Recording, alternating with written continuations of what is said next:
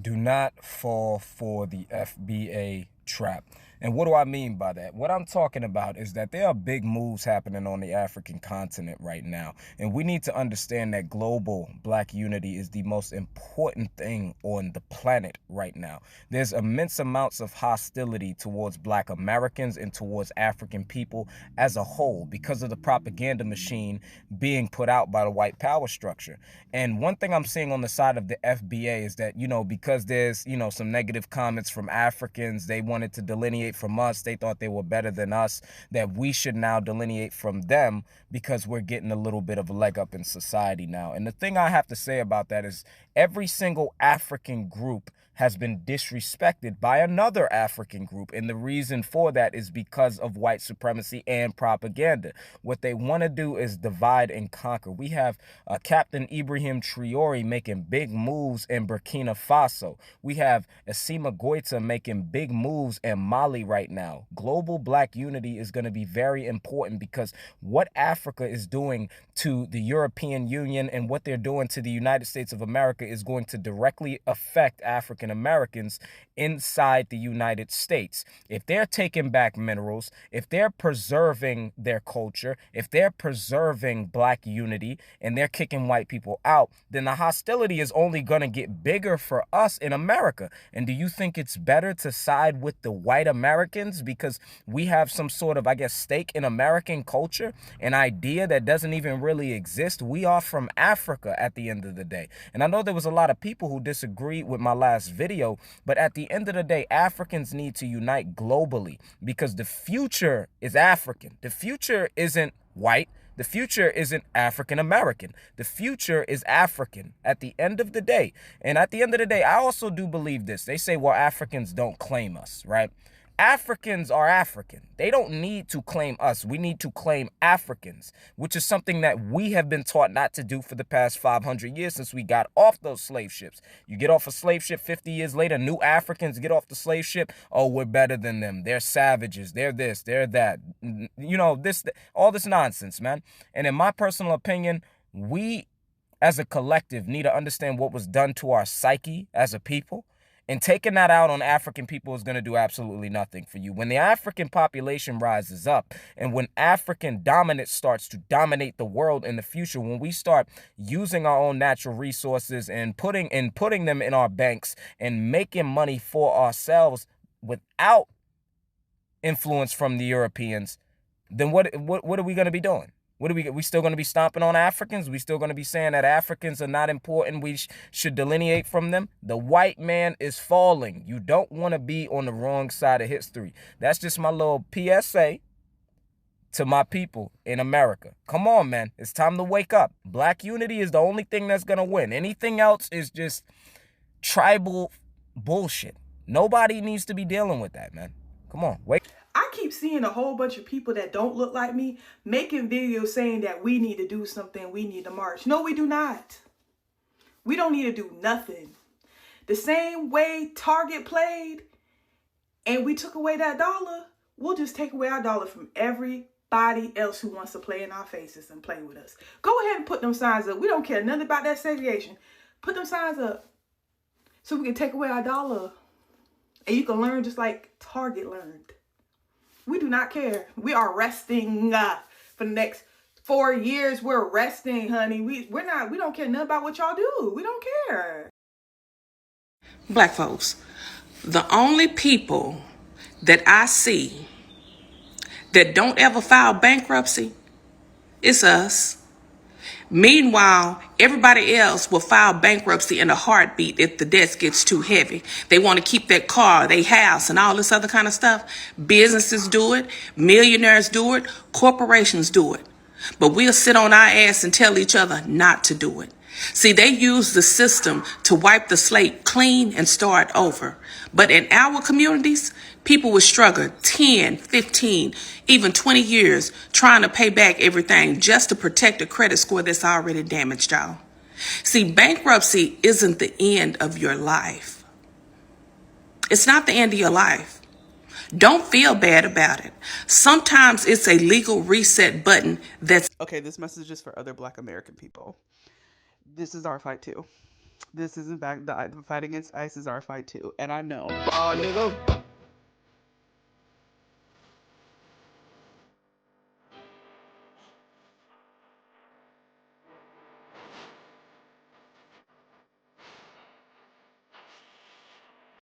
Hello there, brothers and sisters, and I hope you are doing fine from wherever you are watching this from. Now, over the past few months, we have seen a lot of white folks coming out to express their frustrations towards the black community, saying that they are not joining them in the protest. They are not joining them in the fight against the government because we all know and understand of the economic situation in America right now. People are not able to afford grocery prices, rent is high, gas prices are skyrocketing, stocks are plummeting, and all these other hard economic situations that are facing a lot of people in America. Now, the reality is that it's not only affecting the white Americans, it's not only affecting the immigrant communities, it's not only affecting the black communities, but everybody is affected by these economic situations. In as much as a matter of fact, it's affecting everybody across the world and Europe as we speak. Let's have a look at these few clips about black Americans telling their fellow black Americans to stay at home and let all these other guys fight their own fight, and also the run from some of these white supremacists. So let's have a look at these few clips, and then I'll be back with more commentaries in the end. Black people, I can't get through my For You page 3 scrolls without seeing a video about the people over in LA protesting. And if it's not a video about them protesting, it's all these different schools of thought on the protests. Or videos about the relationship that's kind of, I don't want to say fractured, but a little strained between black people and I'll say brown people. And I wasn't going to say nothing because that's like a political conversation, political adjacent conversation, socio-political thing. But I'll tell you this, bro. I'll be 32 this year. I've been living in Florida off and on since 2008, and I've lived in Texas. I've lived around every kind of Hispanic you could think of. Black people, we need to get out of the habit of trying to tell other groups of people who come to this country and want to align themselves with whiteness or be in proximity to whiteness what's going to happen to them. Because the enemy is white supremacy. It does harm to everybody, white people included. But the problem is that people come here and they want to perpetuate it thinking that they can trade and buy into it, not realizing that white supremacy is exclusive. It's not inclusive. You will never be them. Doesn't matter what kind of minority you are. Doesn't matter how you try to breed your way into it. It don't matter how much money you make. You will never be them. Because to them, especially the ones who make the laws and make the money, that's all that matters. And that's not to say you got to turn around and be aligned with us. But you got to align yourself against them on every level. Not just the optics, but the ideas too.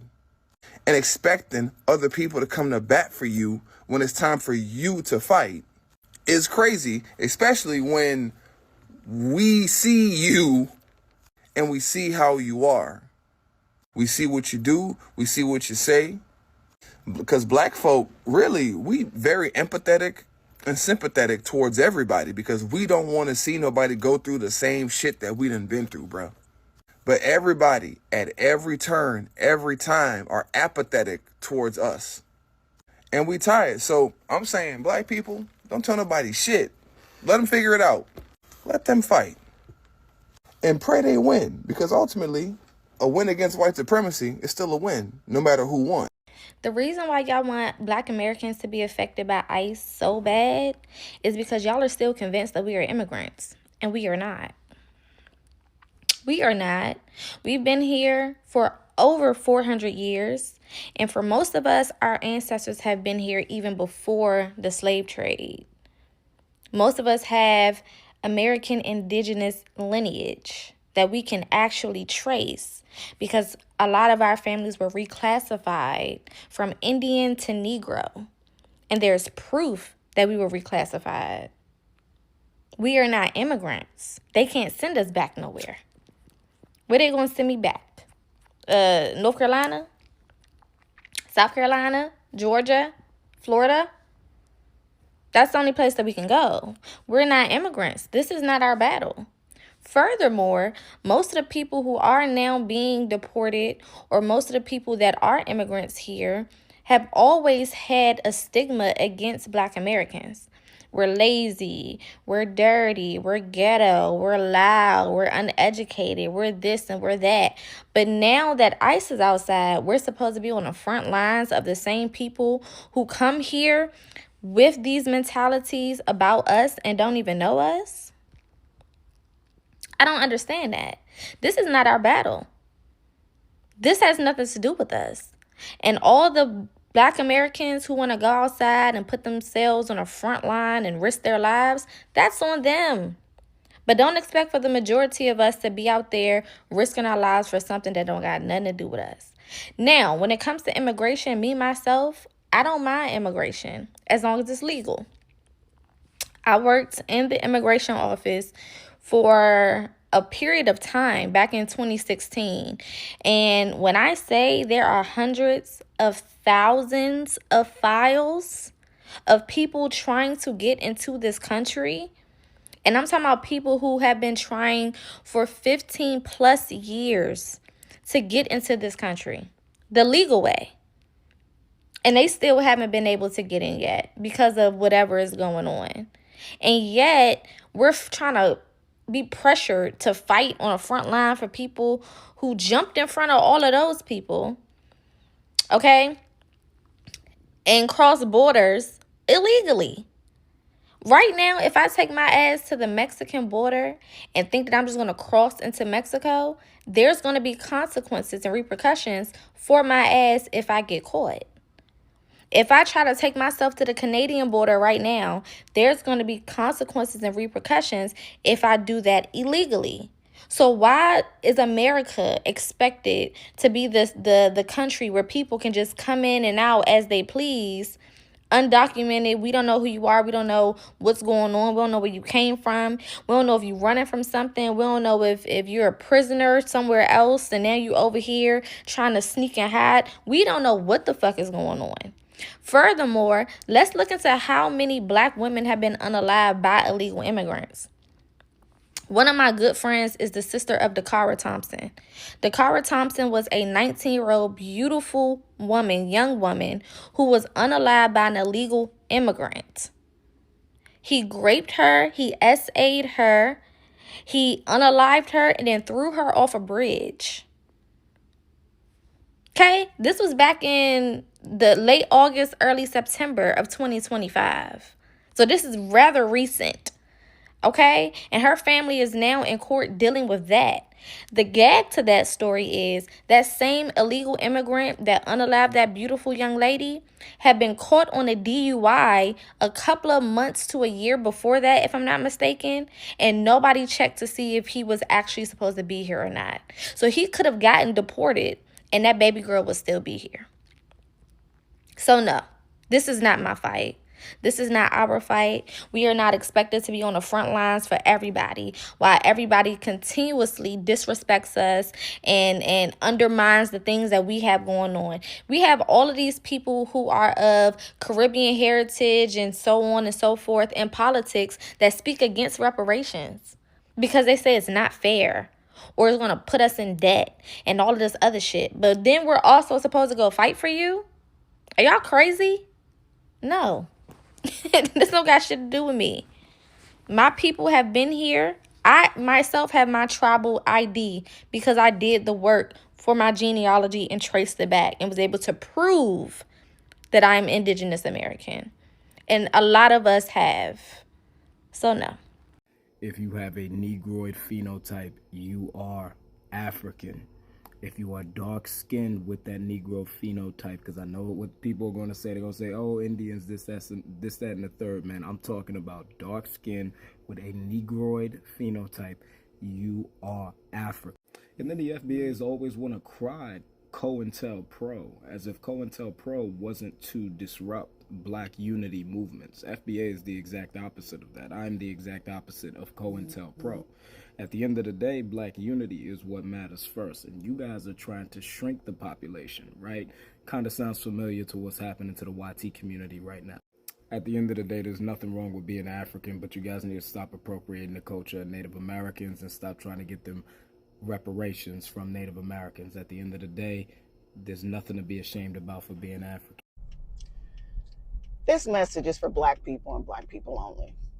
We are in a time right now where a lot of people want to take advantage of our emotional and resilience capital that has been built up on the backs of us over the hundreds of years that we have been in this country, because they are in a position where they are finding out that the choices that they made, while informed, were poor choices. And I want to stress with us how important it is for us to practice self-care. And one of the tenets with self-care is prioritizing yourself. We are compassionate as a people by nature. We want everyone to be okay by nature. But unfortunately, we're in a season where we don't have the luxury of worrying about others because of what is on ground for us. And so I would encourage us to be really careful of falling into the trap that is happening right now, where we're being gaslit to believe that we have not supported other communities and we have not been there for other communities, and they have been there for us. And I don't want to go down the laundry list of opportunities that they could have been there to stand with us and to fight with us when it was our community that was under attack, which is consistently the theme in this country. But what they're not going to do now is come in because they are suffering and don't know how to handle this the way we do. Because again, we've been here before. We know how this is. This isn't new to us. We just continue to grow and to thrive in spite of what they throw our way. We're not responsible. And so this is the time for us to have self-reflection. This is a time for us to band together to build something infrastructurally that will last beyond this point, so that we no longer have to be dependent on others for our communal well-being. So I just want to stress that to you all. It's going to probably get worse before it gets better. But for us to survive this next 4 years, and I roll my eyes at that because it's just hard to believe that it hasn't even been 2 months yet. But to survive this next 4 years, we are going to have to prioritize ourselves as a community and make sure that we take care of ourselves. That's all I got. Black Americans, my people, children of Israel, I'm going to say this in the nicest, humblest way possible. This is not our fight, okay? This is not our fight. This is the Most High's doing.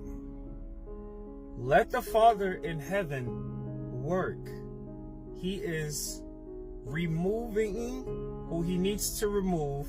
He's setting the stage for us as the real Jews, the real chosen people, the real indigenous Americans to be first. That's Bible prophecy. The first shall be last and the last shall be first. Let him do to these other nations what he's doing. Let them get their just due. They chose their side a long time ago. Okay? We don't have any friends. This is how you know Black Americans really are the chosen people, because of our heart. Our heart. Our heart. You can't make up a heart like this. You can't invent a heart like this, right? But what's happening is outside of any of our control. The Father knows what he's doing, okay? Trust me, Bugs. He knows what he's doing. He knows who is for us and who's not for us, right? He knows the hearts of everyone. He's controlling everything. Everybody work for the Most High, including Satan, okay? Everybody's used for the Most High's will, okay? So don't put yourself in between. What you don't want to do is put yourself in between what God is doing. That's what you don't want to do, because you'll find yourself on the side of the people he's doing it to, and you'll reap in that. Okay? So I know we got good hearts, but time is up. Out of time. I remember when I was still living in West Virginia, you can't make this stuff up. It was a car driving around with the license plate that said out of time. And I know how to read the signs, right? I got a whole spiritual warfare basic training class on that in Colorado Springs, okay? So Black Americans, this is not, we stay in love, but we mind our business. What's happening is prophecy. Let it happen. Let it happen, let it happen, let it happen, okay? All praise to the Most High. And to my people, to my black people, this is not our fight. Stay out of it. It's not our fight. They said violence had no place in politics. They weren't saying that during the civil rights, back when they was assassinating us then. It didn't apply then. Let it fly now. It's not our fight. Let the white people handle it. A lot of us don't get this, Charlamagne. Do you realize you're the only people in world history who are not even considered people? We had to fight to prove we were human beings before we could fight for freedom. People leave that step out. It wasn't a fight for freedom. It was a fight for humanity, then a fight for freedom, then a fight for equality, and now we at stage 4, a fight for survival. You're the only people who was not allowed to learn by law. You're the only people who are dehumanized by law, okay? And you are the only people who the world benefited from your enslavement and did nothing, absolutely nothing about it, but the entire world benefited from you. So black people don't owe no explanations to nobody. They owe them to us. But before there can be external reparations, there has to be internal reparations, which is what I think y'all hitting at. Yes, we know white America owes us, but you'll never get from the outside until you do from the inside first. What the fuck I look like fighting for a country that doesn't even respect me or my people? I'm not fighting in nobody's war. I didn't vote for this nigga, so get him and all his supporters to go out there and fight that damn war. Y'all got me and my black people fucked up, but we will be watching. Okay, I want to take a moment to say thank you to Donald Trump, not out of praise, but out of truth. Because while you rip through every part of this government, tearing down justice, equality, and fairness under the fake excuse of fighting DEI fraud, what you're really doing is confirming what black folks have been saying for generations.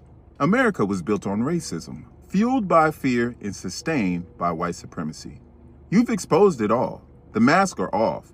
The polite racism, the fake allyship, the colorblind lies, it's all gone.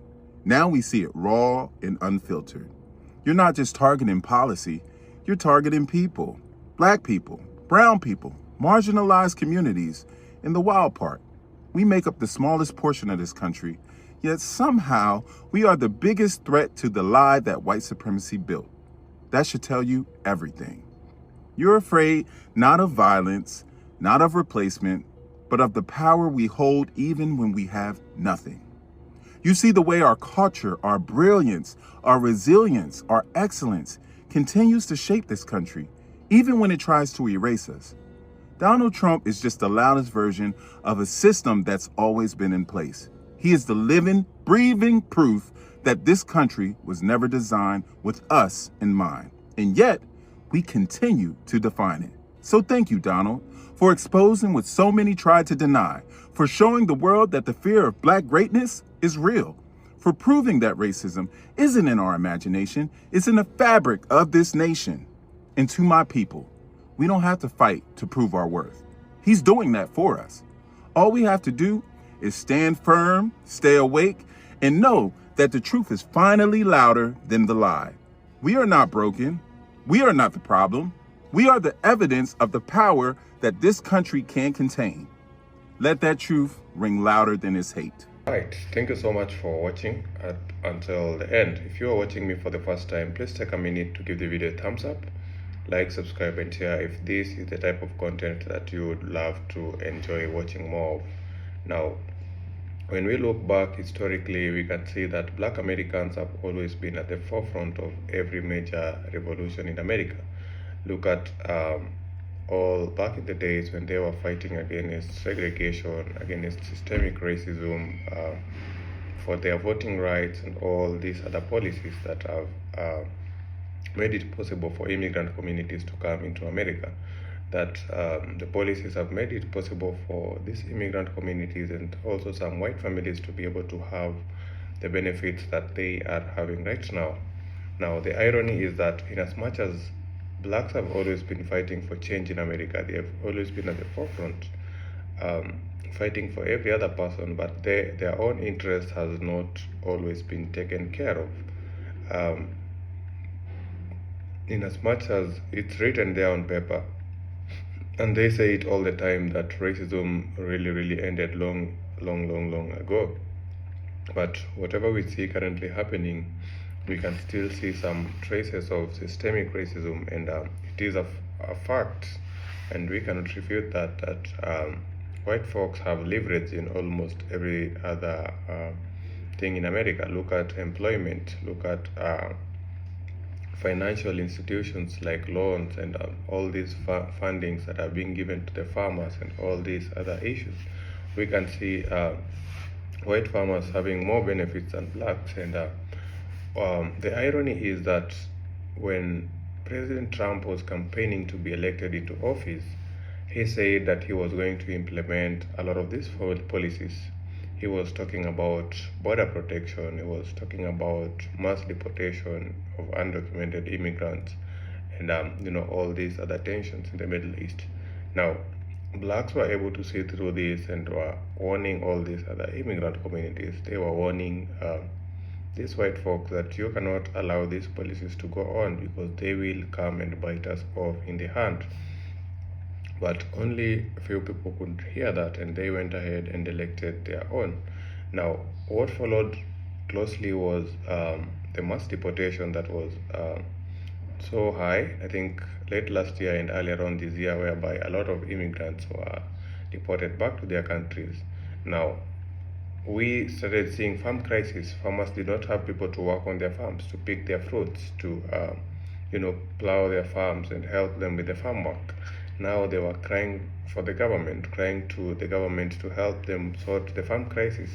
Maybe they thought DJT would help them by bringing black Americans to be able to work on their farms, which cannot happen. It's not going to happen any soon, because from what I know is that blacks have been subjected to that sort of treatment for the longest time earlier on in the years, whereby they were not allowed to have to be in these formal sectors of the employment. But right now, with the affirmative action and a bit of human rights, then they are able to, they've gone to get access to these schools and have modern and well-paying jobs. Now they are all over the internet, the white farmers crying that they want President Trump to bring black people to work on their farms, which is quite unfortunate, because it is they themselves who voted against their own interest. Now, one tactic that is being used by the white supremacists is that of divide and rule. They are trying to create a rift. They are trying to create a tension between the black and brown people, between the African Americans and black Americans, FBAs, and all these other immigrant communities, because they understand that once there is a tension between the FBAs, the African Americans, the Latinos, the Hispanics, then all these other groups, we cannot get together, because they understand the consequences of the unity of this community. They understand what will follow when these all other groups are united together against one common enemy. Now, the irony is that in as much as we have been talking about black and brown unity, then some communities like the Latinos thought that somehow they were close to the white folks and they would be treated differently from these other communities. So I think this time is a wake-up call to them that there is no favoritism, and I think when there is bad leadership, then it comes to affect everyone the same way and not one community. Now, here is a question for the FBAs and the Latinos, the Hispanics who want to de-alienate from the others, saying that they want to side with the oppressor. Because would you rather choose to side with the white supremacists, or would you rather choose to side with your fellow black men, so that you can be able to chart a way forward for yourself? So that is something that we have to think about, because blacks have been fighting first to be recognized as human. They have been fighting to be given basic humanity and decency treatment. Then They had to fight for their freedom from slavery. They had to fight for all the inequities and injustices. And right now, black people are fighting for their survival in America, which is quite unfortunate. And I think it's time to put an end to all this. So thank you so much for watching. My name is Dave KE, and this is Real Talk Black. And I would love to hear your thoughts down below in the comment section. Let's have a discussion, and I'll see you in the next episode.